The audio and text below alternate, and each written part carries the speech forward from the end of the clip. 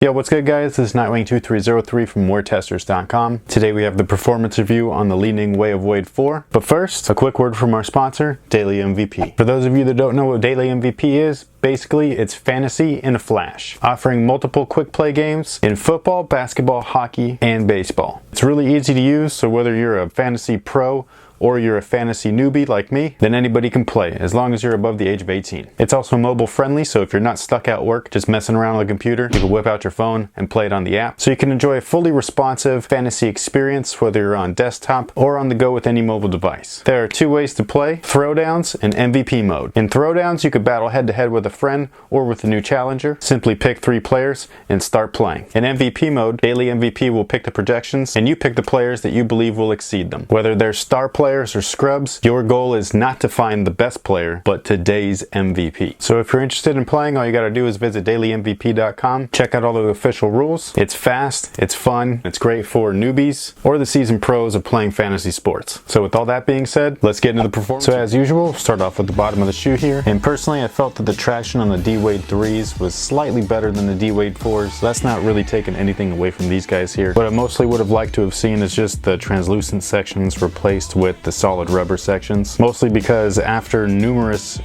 wears, I'm talking like I wore these for almost 2 weeks already, the more that I would wear them, the more dust ended up becoming a problem for this part of the rubber versus this part. Now, as long as you keep up with your wipes, you're going to be perfectly fine, so don't worry about it or anything. It's not horrible. It's just a very tiny nitpick that I wish that it was just all solid rubber, and you know, you can't really blame me. Now, one of the highlights to the traction was actually the pivot point here. This section is where I put a lot of my force or my pressure when I'm moving, and when there was times when I was unable to wipe just because you're kind of like in the middle of the gameplay, this section was able to grip the floor just enough and just long enough to where it would last you throughout that play, and then you would be able to wipe right after it was done. So I really liked this. It helped out quite a bit, especially if this area started to get affected too much. But again, overall, I thought that the Wade 3s had a little bit more I guess consistent traction, but the Wade 4s, you're going to get the job done no problem. It's a really good setup. Just a tiny little setback is just make sure that you keep up with that wipes to keep this stuff clean. So with the cushion, Li-Ning is using their bouncing cushion technologies again. Basically, they have a pad in the heel as well as a pad in the forefoot of different density foam than the rest of the midsole, which is basically its carrier. So this midsole here is firm and supportive, while the 2 pads that are located in the heel and forefoot are a little bit softer, and each one of them has a different feel. The bounce obviously has a little bit of bounce back, whereas the cushion just absorbs impact. It's not the most responsive ride or anything as far as like real bounciness underneath your feet, but I find them to be pretty comfortable, especially as a grounded player. You'll get enough cushion to aid you through the night of on-court activities, even though it's not the best cushion foam. So overall, I'd pretty much give it like that kind of in-between cushion. It basically gives you just enough without going above and beyond anything. Gone are the days when the Wade line used premium leathers, but that isn't necessarily a bad thing. I've been saying this for a while now, but my favorite material to play in next to leather is a really good mesh or knit/woven. And guess what these got? Yeah, they got mesh.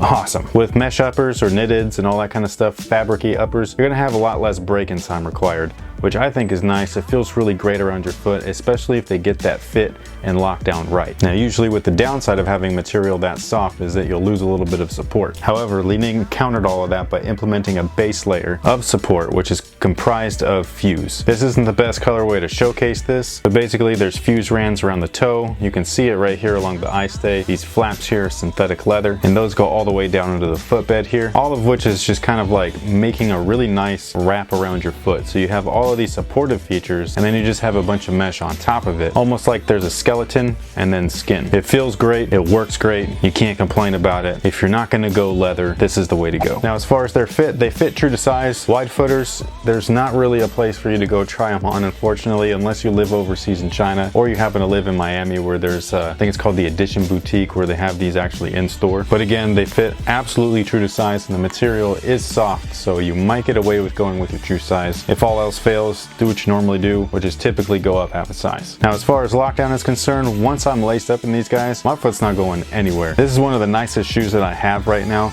The Curry 2s were a great one-to-one fit, but at times it can feel like it was suffocating you. This is just like a perfect fit without the suffocation. Like I said earlier, in the material section, you have all of these extra layers both underneath and on top of the mesh, so you're just kind of like enveloped in greatness basically. So these things really lock you in. They go all the way down to the footbed. Each one is differently placed. So this one right here keeps you locked in the heel, whereas this one locks you onto the midfoot, and then this one keeps you on the forefoot section. And just in case you needed just a bit of extra support, they got it right here on the medial side as well, keeping that ankle area intact, guaranteed. Out of all the Wade signatures that I've played in, and I've played in them all, this is the best fitting one by far, and it's also the best performing. Now as far as support, they really don't look like they offer too much, but it's got exactly what you need. The base of the shoe or platform is nice and flat, and when you have the setup like that, it just promotes additional stability. You got a shank plate for torsional support, and this time it doesn't get in the way. Now they don't feature like a traditional outrigger or anything like this, but this is actually how I prefer